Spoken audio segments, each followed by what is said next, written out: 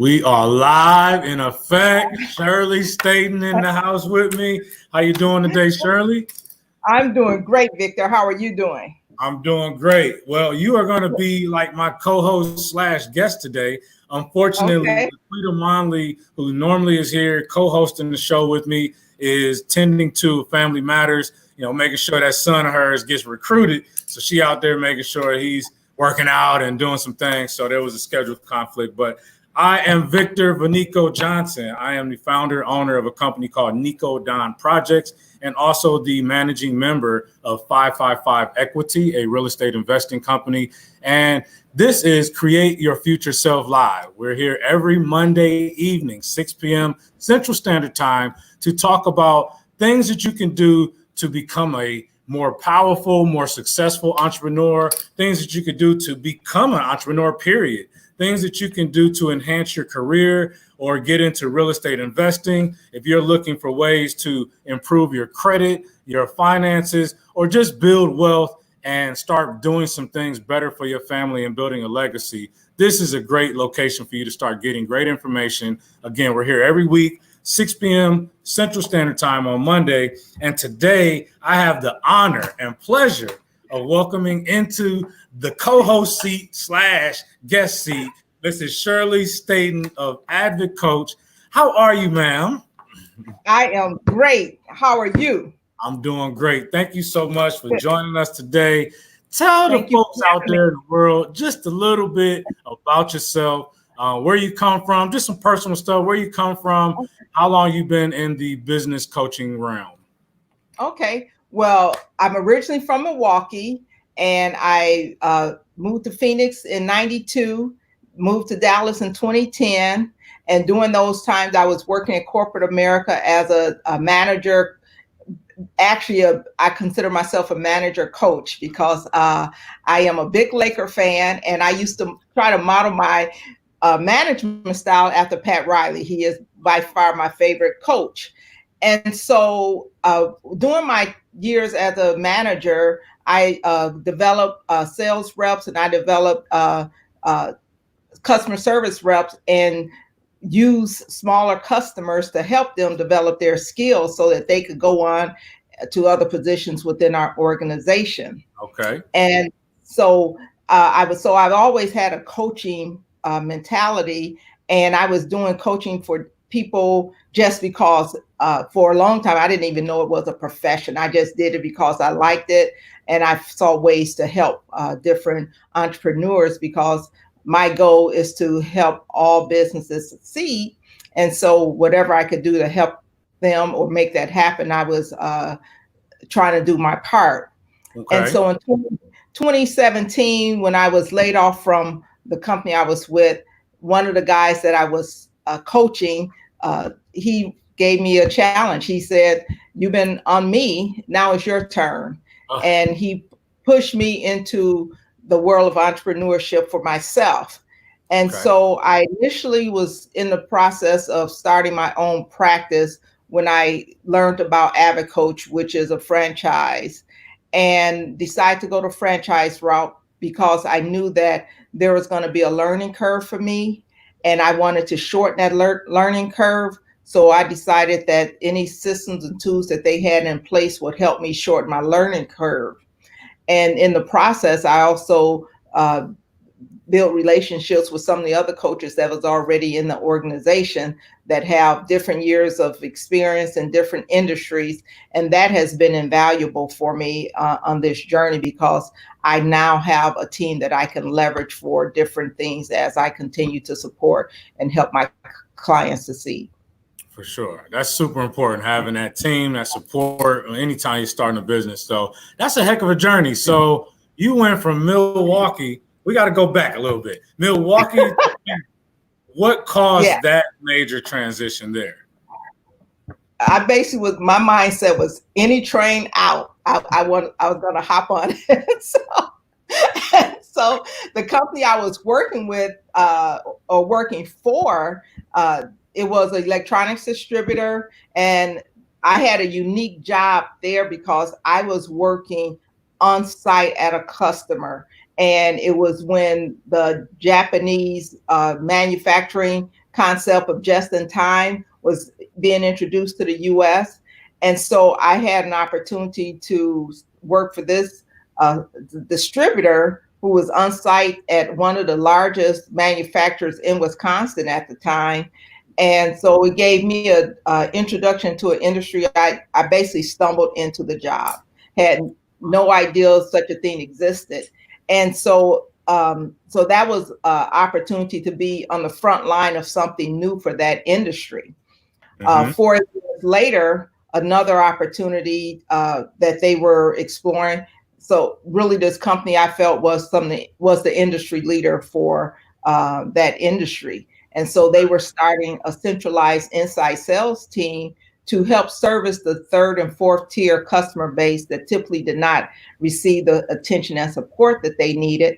And they also wanted to basically have not only a way to nurture these customers to develop them, to help them grow, but they also wanted to develop the team that serviced them, that became like the farm team for the organization.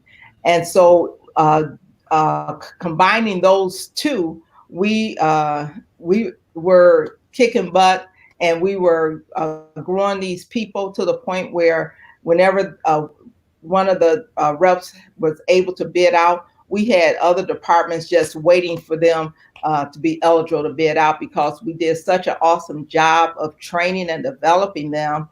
And the byproduct of it was we had an opportunity to learn everything from concept to development to product shipping to a customer, to their end product being created and their shipping to their end customers. So we learned everything from A to Z as it related to a customer.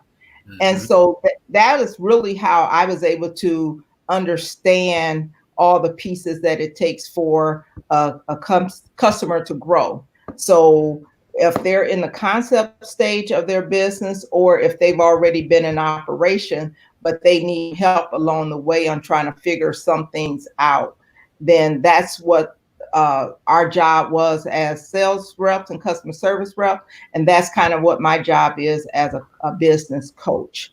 So so that's how and so then that group was starting in Phoenix. So that's how I ended up leaving Milwaukee to go to Phoenix.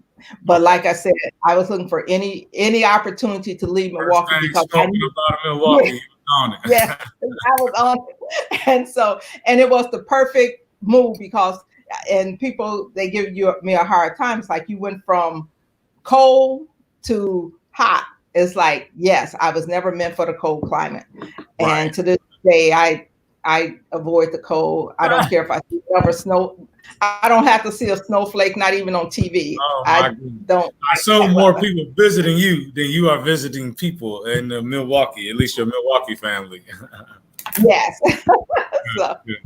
So a couple of things I want to recap on. So you mentioned the famous coach, Pat Riley. And I'm old enough to remember Pat Riley from the Laker days. And I also remember him also as the general manager of the Miami Heat when they won their championship, when they had Shaq and D-Wade, of course. But as a basketball coach, so for those people that don't know who Pat Riley is, he's a very famous basketball coach, former NBA player turned coach, and he was the coach for what we call the Showtime Lakers, which was Magic Johnson, Kareem Abdul-Jabbar, James Worthy, and that crew of guys in the late 80s. They won multiple championships. And then he went on later in the early 2000s to coach Miami Heat. And so he's a basketball coach with definitely Hall of Fame status.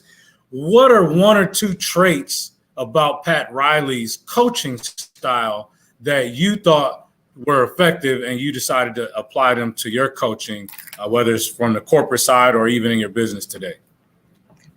Well, one was just stay calm. When things are looking a little bit rocky, just chill.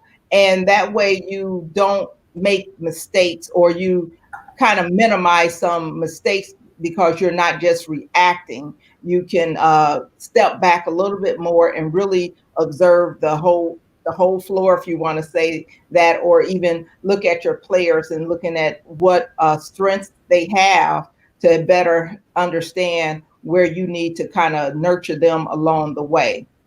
And Mm-hmm. the other thing that he did was he developed a good relationship with his players, and that way they were more comfortable with making mistakes because they knew that he would not necessarily pounce on them, and at least not in public. He may have pounced Right. in the locker room, or if he felt that they were not uh, doing their best during practice and so forth. Um, that they would have to be accountable for whatever they were lacking. Mm. But he also didn't let them have any breaks either. He truly taught them how to be competitors, and so that's one. Those are a couple of things that I liked about his style. Mm-hmm. Yeah. Definitely. I mean, in leadership, it's tough, because usually leaders, it's kind of one of those boring things. You are from the kindergarten classroom, you start to establish yourself as the alpha in the room. You start kind of Yeah. telling people, hey, let's play over here. And then 3 or 4 kids follow you. And it continues to progress throughout your life that you kind of step out as this person that is okay with taking on added responsibility and leadership. Not everybody is strong, though, at becoming a leader and developing other leaders. Like there are a lot of people that are good with being a boss and they totally fine with that role. But when it Uh-huh. comes to other people being developed under them, it doesn't always translate the same. How can you speak to that? Or if there's a manager watching right now, middle manager, trying to figure out they got to this point, but to become a director, a person that's over managers, like how do you become that person? What's different from being just a basic leader to a leader who develops leaders? I guess that's where I'm going with Okay. the question. Yeah. And there's kind of two sides to that. Is when you step into a department that you're now responsible for, or taking over a team that you're now responsible for. So you may inherit some people that now you have to figure out if they are in the right roles, Mm-hmm. and you have to give them a chance to determine if they are really right for that role. And as a manager, you have to be honest and have hard discussions with them. Yeah. And you may have to look at, can they step up their game, or are they in the right role? But ultimately looking at what makes them qualified to, or have, let me say, not qualified, but maybe have the traits that need to be nurtured and developed so that they Mm-hmm. can excel. So with that, and so tying that into, if you're bringing your own team, you're also looking for certain characteristics or traits to see if they have what it takes to be nurtured and developed. And then in both cases, once you determine they have what it takes, then you have to determine what the basically the roadmap is for the individuals. You can't do one size fit all. You Right. have to challenge them in areas that they may be lacking, and then help them do kind of a review. How did that work out? Did you feel comfortable with it? Were there things that you could tweak? And then I would step back, and whenever it was like it was their turn to demonstrate without me uh, coaching them along the way, or being right there saying, do this and this, I'm stepping back. And then when they have to step up, then we do a review, and it's like, so what would you have done differently, or Right. could you have done something better? And I was lucky too, because I was able to really determine the team that I had. And at one point in my career was they definitely demonstrated that they were ready for the big leagues, or they were ready to go to the next level. Because that was another thing for me, and that I thought was important, was I wasn't afraid of someone doing something or outperform me, because I wanted them to look at going to another level, because if they could step up, I could step up. And so I was never intimidated by it. That was my job. And if they said that they wanted to try something else, it was my responsibility to help them figure out what that something else was and start helping them make the connection so that they can move on to that next level. I love that. Yeah. And not enough young leaders are thinking that far out. Like they're thinking, oh, I made it to this role. I'm getting that money now. Great.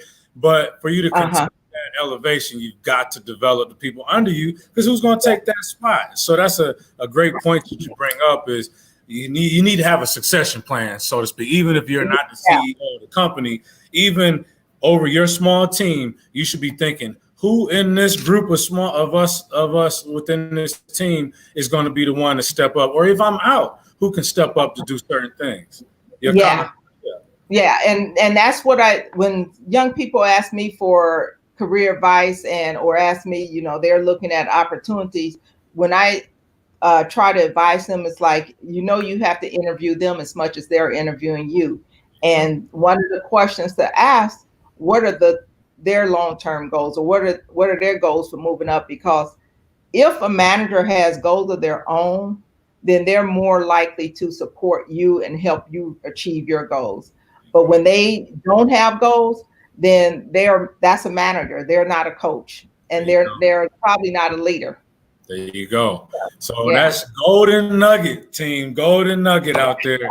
If you're interviewing for a leadership role, it's important to maybe ask one, well, what are your goals, interviewer, at this company? And that'll help you understand, are they moving upwards? Because then you might have an opportunity to move upwards as well. But that's a great point. I think so many people are afraid to have those conversations in an interview, because obviously you're being evaluated, but you're absolutely right. You're evaluating that company as well. And unless you're just there for a quick 3 or 4 checks, it's probably going to be somewhere you're going to sit for a minute. You want to be comfortable and understand that the culture supports your growth and the way that you're going to develop those under you. So that's a good point there. Excellent. So quick question. So obviously, to be a good leader throughout all of these years, not only in a corporate environment, but also running your own businesses and helping others to run their businesses, you have to have some type of goal process for yourself, I would assume, Mrs. Shirley. So how do you set your own goals for your career? Let's start with that. Yeah. Well, for starters, and especially these are some of the things you learn along the way too when you first start out as an entrepreneur. It's a shift from corporate. It's not exactly the same. One, you don't have all the resources and tools or the other people that you can depend on to help do certain things. When you're starting out, you have a lot to do yourself. So some of the things that I had to learn was to really put together some realistic goals. So I thought that my first year, kind of like when I got my master's, I thought companies were going to be lined up waiting for me outside the arena. I thought the same thing was going to be true, because there's so many businesses that need a business coach, that I thought that the opportunities were going to be unlimited, or to the point where I couldn't handle all of them and I was going to have to turn people away. That has not been the case. So what I have to do, though, to try to find clients, I have, and again, some of the learning curve was, I used to go to networking event, talking to people, trying to kind of get an idea if they could benefit from a coach. And then I went into networking overload to the point where it's like there's no return. And so I had to be a little bit more strategic on the networking events that I attended. I had to be a little bit more deliberate on when I went to those networking events, that I had to have a goal. I had to say, I'm going to meet X number of people. Of that X number of people, as you know, it's a numbers game. You have to hit so many people, and then of the ones that you meet, how many of those can I schedule a one-on-one with? and make sure that they are comfortable knowing I'm not trying to sell them anything. I'm trying to learn about their business. And if I can share some nuggets with them, that planting that seed, that they may not say, "Ooh, I need you now." But they may go back and think about our conversation, and they may say, "I need you now," or I know someone that could benefit from talking to you. Right. And so I set target numbers for each event that I attend. Then in between, I have to do my follow up, making sure that I'm following up in a timely manner so that they don't forget who I am. And then I try to do something or say something that was memorable during our conversation, so that they know that I was listening. Right. And then that way, that helps with the getting to know you better, because then they know that I was paying attention, and that makes people feel good. Mm-hmm. And so then from there, I have to do my follow up with them. One of the things that I offer is a free one-on-one session. That's actually a coaching session. There are some things we talk about in between, but to give them an idea of what the coaching session would be like, I offer that as a free consult, as basically like our third time interacting. Right. If they decide that they want to at least explore coaching as an option. Gotcha. So, I mean, I guess that's a good place to start. Who is your target customer? Who have you been able to help the most effectively? Okay. And well, luckily in some ways, our processes, it's not industry specific, and it's actually not customer size specific. Okay. When as I try to target accounts, I do try to target prospects that have at least 10 employees, maybe around 500K in revenue. But at the end of the day, if you're not at that level, that's fine. Don't discount it because you think that I will only talk to someone with 10 employees or more. If your revenue is not there, don't discount it, because there may be things that I can still help you with, because sometimes people say, "Oh, I can't afford you," or they make an assumption about what it costs to have a coach. But I would rather that we put, even if it's a smaller plan together, so that you can at least get started and be on track, than to say, "Oh, I need to wait until I do more revenue, or that my revenue is higher so I can afford you," because by then you may be still making some mistakes. Mm-hmm. And then we don't want to have to go back and correct those. Or a lot of times people spend money on the wrong things. Yep. So having them understand that working with a coach is an investment, and it's an investment in your business. So, so again, my target, 10 employees, 500K, but if I had it my way, but as we know, we're in this to make money. But if money wasn't the object, I would want to start with startups. Gotcha. And planting that seed early that they need a coach. When you use the sports analogy, from peewee up, they have coaches, right? Yep. The pros have coaches. The pros have multiple coaches. And so is business and coaching, or business and sports, are so closely linked that you have to look at it kind of the same way. Absolutely. I would definitely suggest that anyone, even if you've been in business a couple of years, especially if you haven't reached the numbers that you projected in your business plan, assuming you have a business plan out there, but if you have not achieved those numbers, or things aren't moving in the right direction, I would most definitely recommend you reach out to Shirley as a business coach. She's been in multiple industries. And the bottom line is, you understand processes, you understand the people development side of things, which is super critical when you're running a business. And you're right. I think many of us, me included, when going from corporate, being in a top leadership type role where you're running things, running managers of managers, you know, you kind of feel like, oh, I can run a business, you know, then you step out and it's like, where's my IT department? Where's my HR lady? Where's my so-and-so? Yeah.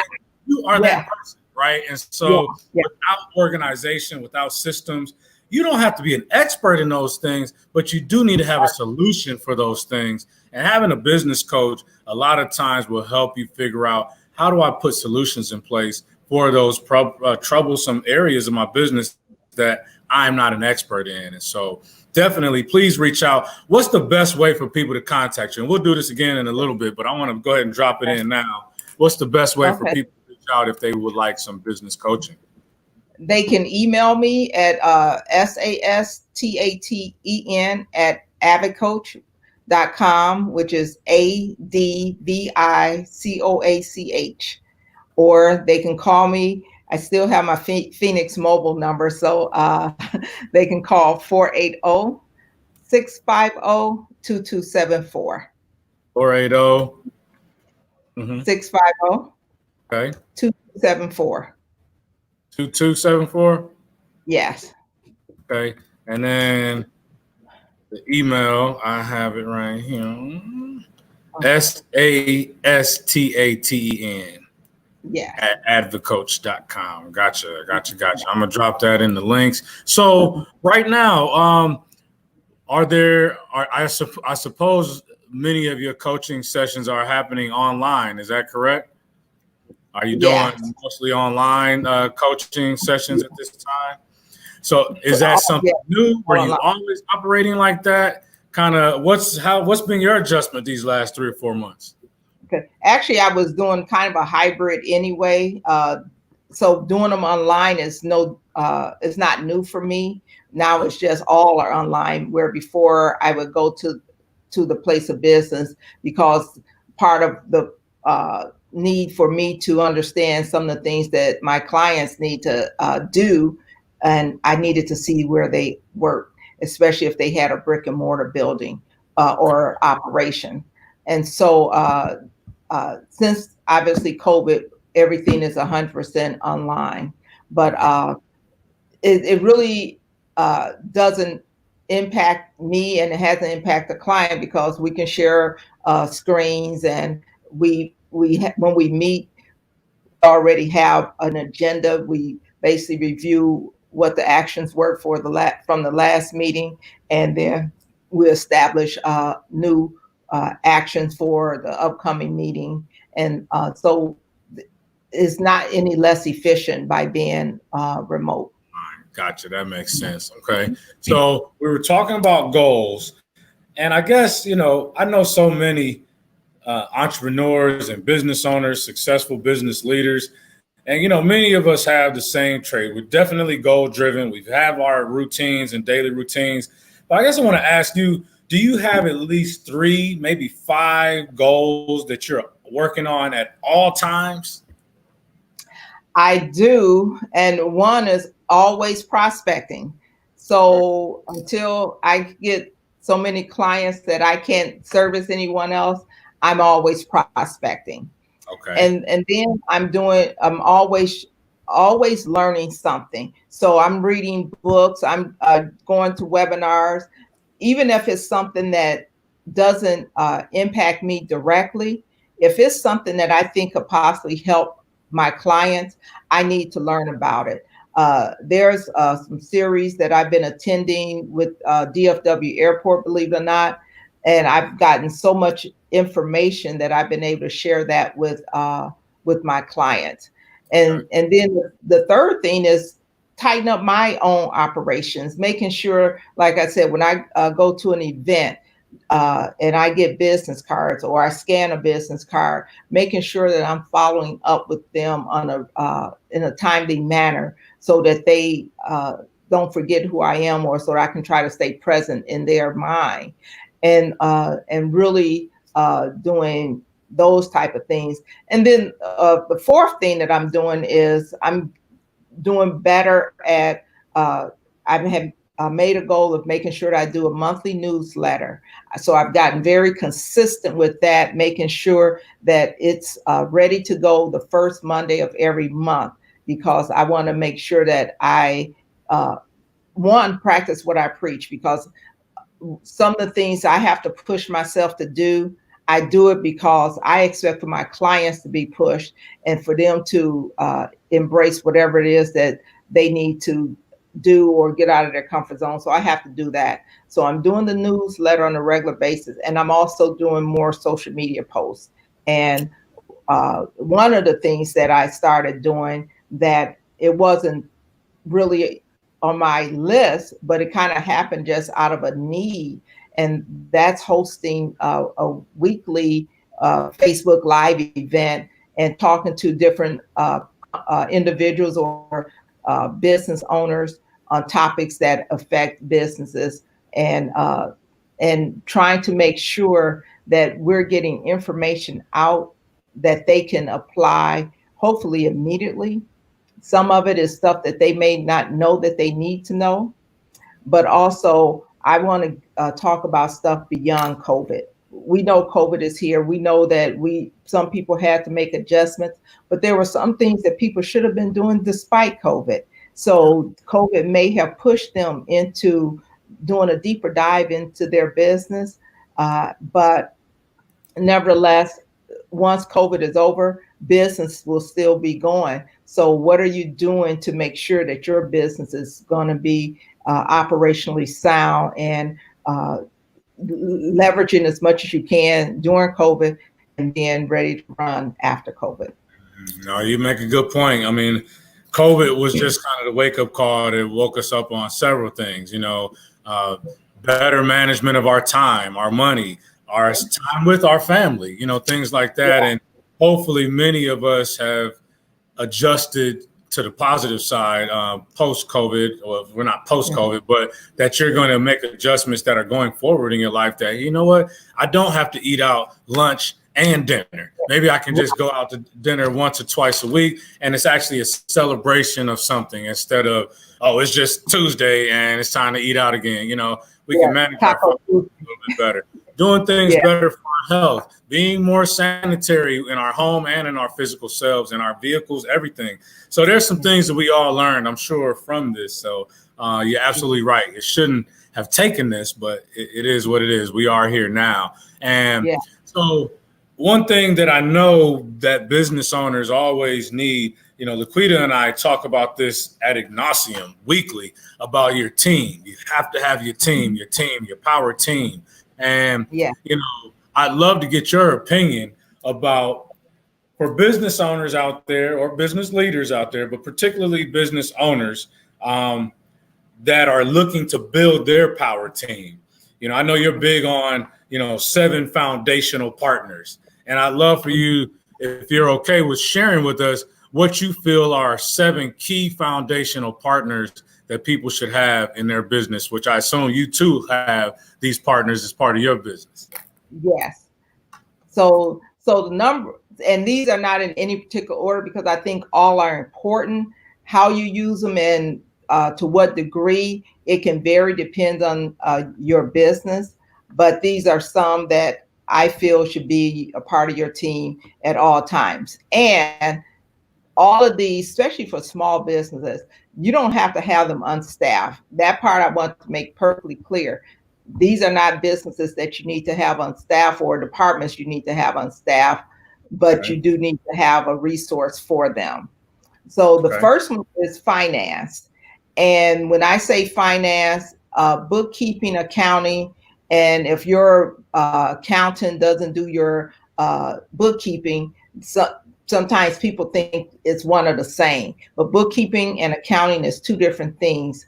The bookkeeper is just making sure your transactions are logged into whatever system you use and that they're in the proper categories.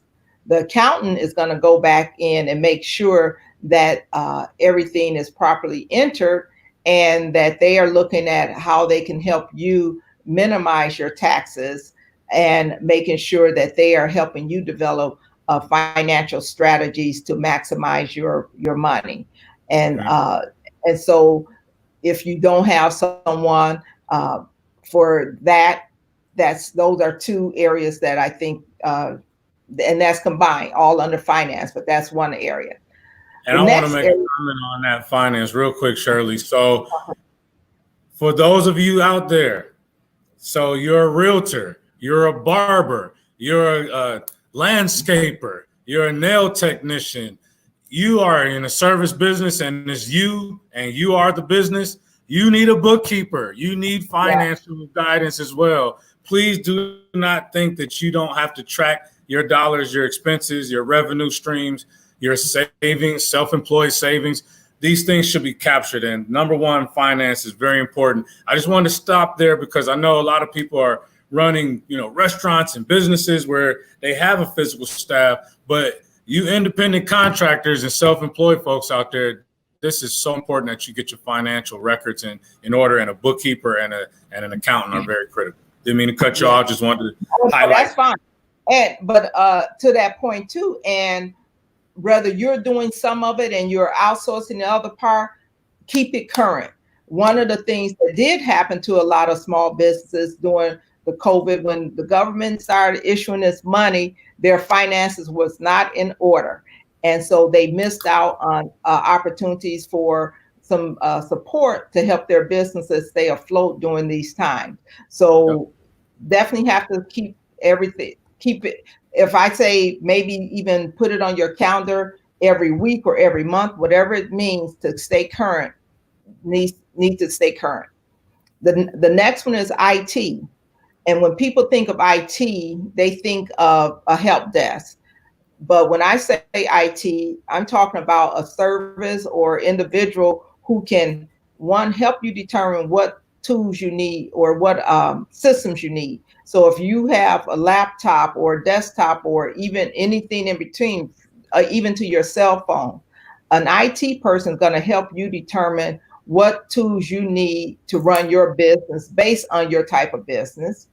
They're going to help you determine if your systems can support any software that you're using. They're going to also make sure that everything is running efficiently. They're going to be responsible for backing up your systems on a regular basis. They're going to be able to help you learn about new tools and new software that's coming out that may help you run your business more efficiently. And they are going to be your help desk. So if something goes wrong, they are there to help make sure that your business continue to operate as smooth as possible as it relates to IT. One thing that I cringe at is when someone tell me they own a business and they went to Best Buy and bought some laptops and they're running with those. It's like, okay. It's like, yeah. Yeah. Okay. So the other area is legal. You may not have to have legal documents on a regular basis, but one, if you're in a startup, making sure your company is set up properly, having a lawyer review your documents, that's very important. So you want to make sure that piece is done. But if you also have a business that require you to do agreements or some kind of contract with your clients or your partners, you want to have a lawyer on retainer that's going to help make sure that all your legal pieces are in place to protect you, because the last thing you need is to go and download some form off a site and not have someone verify it to make sure that you're protected and possibly have issues down the road. It's worth whatever the lawyer charges you to make sure that everything is in order. Mm-hmm. The other area is HR. And when I say HR, if you don't have someone that's helping you as you're preparing, hopefully to add staff to your business, if you don't already have staff, but if you do have staff, it's even more important, making sure the job descriptions are properly written. if you're looking to hire people, making sure the job description is properly written, as well as what the roles and responsibilities of the individuals. They will help make sure that you are doing an onboarding right, that you have a plan in place for onboarding new people. They will help you with any type of performance measurements that you need to put in place for your team. They will help you with employee handbooks. If you don't have an employee handbook, that's important. And then any other HR related or recruiting related issues, they can help you with that. So if you don't have someone that can handle employee relations, that's where that person will come in. The next one is something that people don't think about, but it's, again, another important area, is operations. Making sure all your documents or all your processes and procedures are well documented. You want to grow your business. You don't want to have to stop and tell someone how to do something each and every time.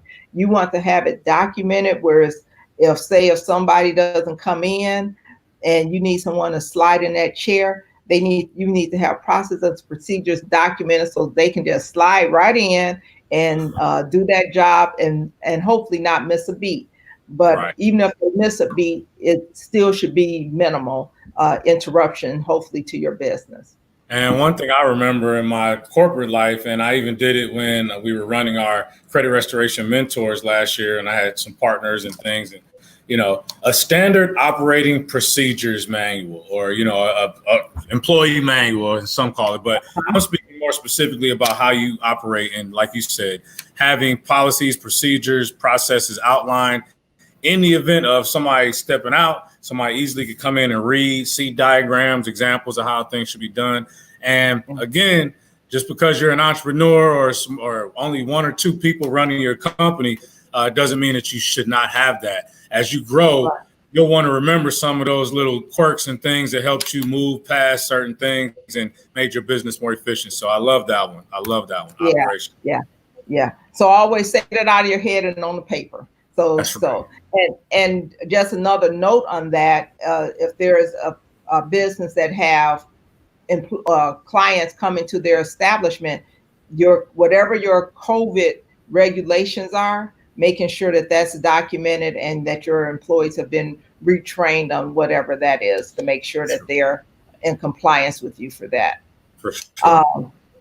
And then the sales role, or that's another area that a lot of people don't think about outsourcing that.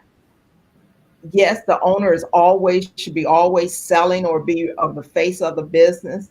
But if you have a business that you need to hire a sales team, then making sure that, again, what are the measurements for a salesperson? Any salesperson that doesn't have a goal is probably just a customer service person. And not to minimize customer service, because customer service can make or break a business. And actually within the sales, I have a triangle in my mind when I think of a salesperson.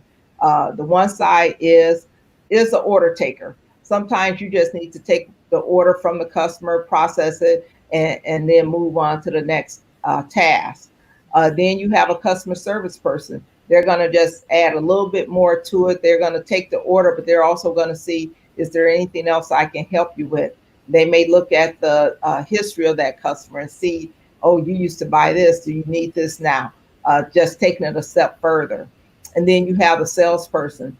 They need to understand what your product or service is.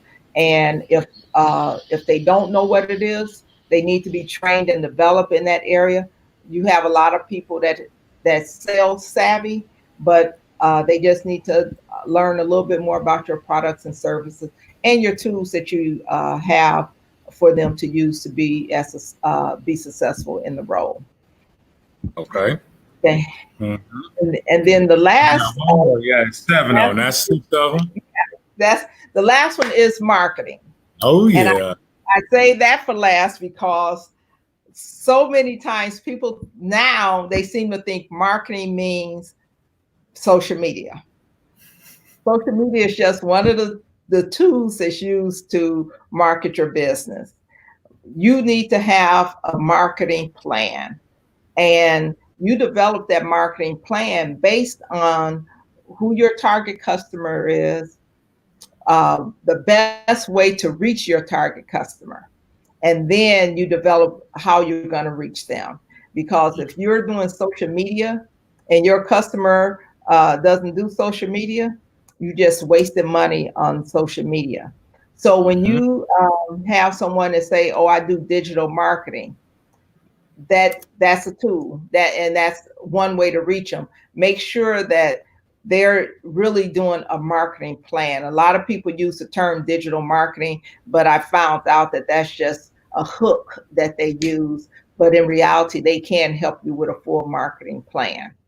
Very good. And yeah, and in all 7 of these areas, uh, all of those positions can be outsourced. My job as a coach is to help you determine which one should be outsourced. And I'm going to also help you find sources for those. If I don't have a relationship with someone that performs those services, then we're going to look for someone. I'm going to help you understand why you need this person. I recommend that you interview at least 3. And then once you interview those 3, then you decide of the 3 which one you think is a better fit, and then what the results should be.